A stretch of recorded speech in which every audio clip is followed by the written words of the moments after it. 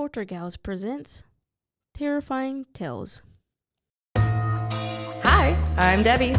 And I'm Allison. And we're the Poltergals.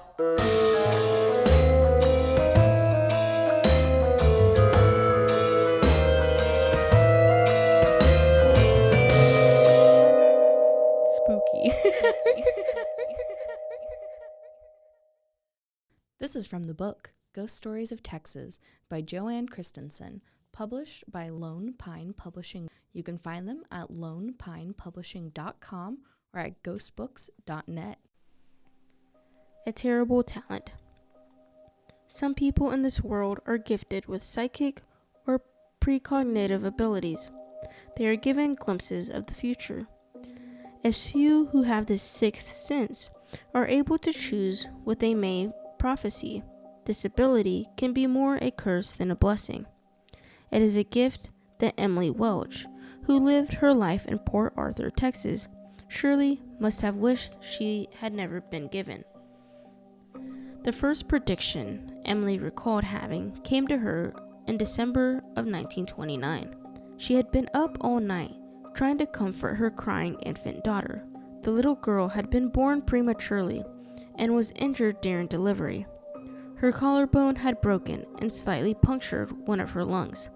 She was very frail. The doctor had warned Emily, even a common cold could be fatal to her.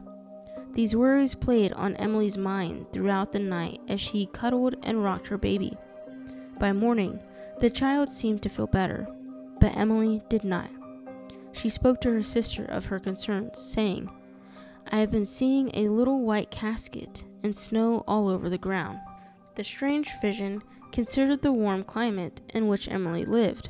She had seen snow only once in her life. Within less than 1 week, however, her strange and sad prediction came true.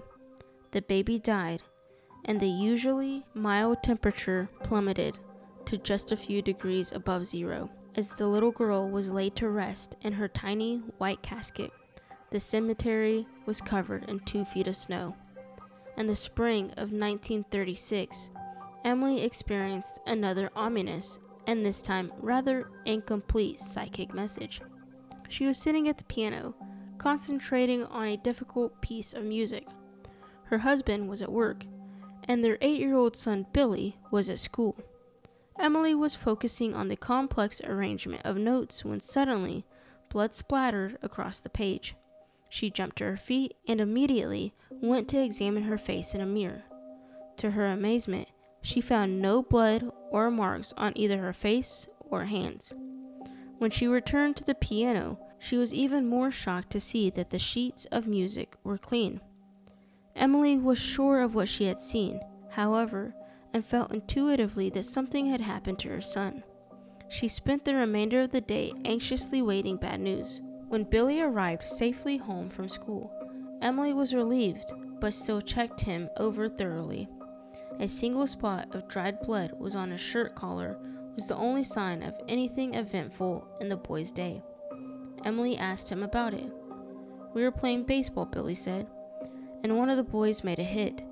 When he took off for the first base, he slugged his bat, and it socked me in the nose. I nearly bled to death, Mom. They took me to the nurse, and she put ice on the back of my neck, and after a while, my nose stopped bleeding."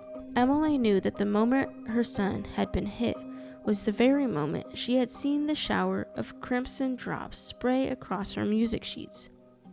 Nearly 20 years later, in July of 1955, Emily received another terrible vision, this time in the form of a dream. She saw her husband laying in the morgue, with his head swathed in flesh-colored bandages. The image was so very vivid, Emily was sure that it foretold death. As it turned out, the dream was premonitory, albeit just slightly off the mark. Years afterward, Emily recalled exactly what happened. A week later, we were called to Louisiana to attend Bill's brother's funeral.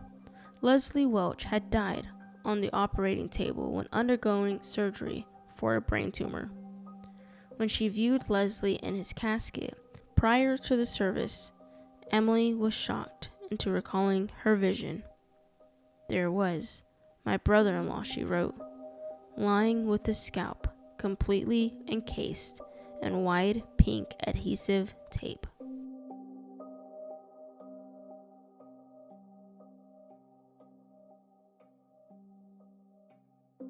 Be sure to follow us on Facebook or on YouTube at The Poltergals, or on Instagram at _Poltergals. You can also find us wherever you get your podcast or at roguemedianetwork.com. You've been listening to The Poltergals. A Rogue Media Network podcast.